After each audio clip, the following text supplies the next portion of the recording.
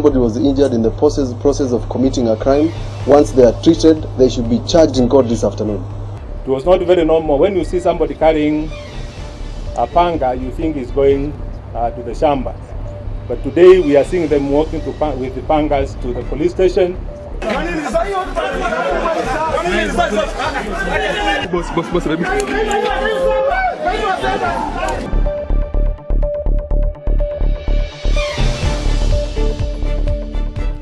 Hello, I'm Angela Wamboy, and these are the stories making headlines on Capital TV.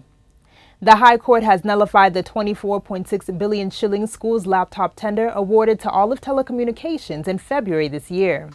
The process will now start afresh after the court ruled that the previous contract awarded by the Education Ministry was done unprocedurally. The company was expected to distribute 400,000 laptops to various schools in the first batch. The process could not, however, take off after a suit was filed in the court challenging the award to Olive Telecommunications, which won the bid. It now means that primary school children will have to wait longer before they get the free laptops, which are one of the Jubilee government's flagship projects. The Parliamentary Committee on Energy and ICT wants the use of thin SIM technology in the country halted, even after approval by the Communications Authority of Kenya. Committee Chairman Jamlik Kamau maintains that Parliament has an oversight role in any matter that involves Kenyans and should not be ignored by the authority despite the fact it's an independent body. The committee has in the meantime established an 11-member subcommittee which will also address the issue. Rarieda MP Nicholas Gumbo, who will chair the subcommittee, warned the authority against hurrying the process since there are pending issues. The standing orders allow Parliament to hire independent experts to look at these kind of things. And that's the direction we actually want to take. Since CA has already given its approval, and as you are aware, CA is an independent body, the only thing that we can do right now is to get an independent view outside CA, outside Safaricom, outside Equity, so that we can actually get to the bottom of this. Chief Justice Willie Mutunga says that 95% of Kenyans seek alternative dispute resolutions rather than going to the courts. He says as much as alternative resolutions are encouraged to handle case backlogs in the judiciary, most Kenyans are avoiding the courts due to the cost involved. The Chief Justice, who spoke during the opening day at Milimani Law Courts, however, assured the public that reforms were ongoing in the sector, which is set to enhance delivery of justice. CID Deputy Director Gideon Kimilu, who also spoke at the forum, emphasized on the need for all government institutions to work together in delivering justice to Kenyans. As a judiciary, we care about the 95% who are not coming to us, and this is what we are doing. In Isiolo, we have a pilot project where we're working with the elders and these alternative dispute resolution mechanisms so that the elders comply with the constitution. Okay? A lot of the elders don't, because they are the ones who marry off girls who are 9 years old.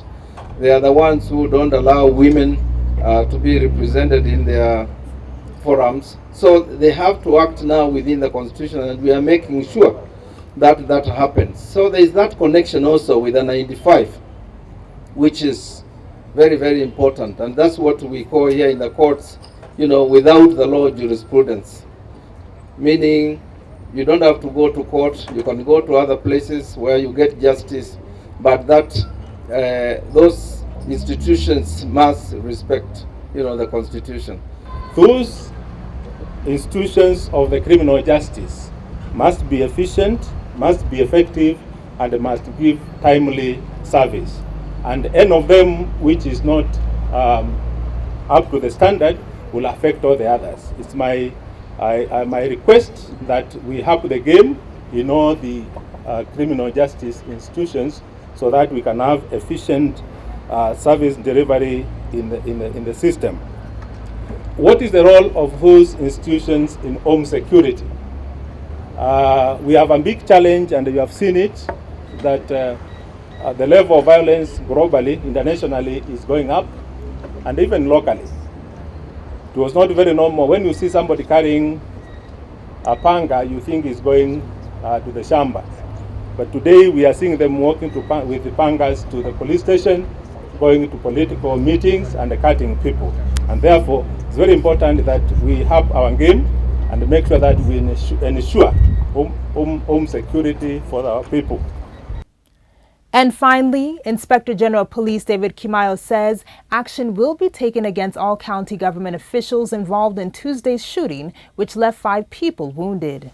Kimayo, who spoke in Mombasa, says he has already ordered the local CID officers to interrogate the speaker, the bodyguards, as well as majority leaders in the county. Some of the officers recorded statements, but police say they may require to call others, including Governor Kivuda Kibwana, if they find it necessary.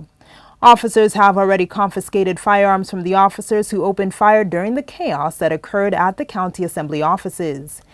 If you look at incidences of shooting, innocent members of the society, innocent members of the service themselves, that we cannot have such kind of indiscipline in the service that we need to deal with immediately. And none of us is supposed to protect a criminal person. None of us is above the law. All of us are under the law. And therefore, any person or any officer of the law who takes the law into his or her own hands must be dealt equally like any other criminal. And that's a wrap-up of the day's top headlines. For more on these and other stories, log on to www.capitalfm.co.ke/TV. I've been your host, Angela Wambui.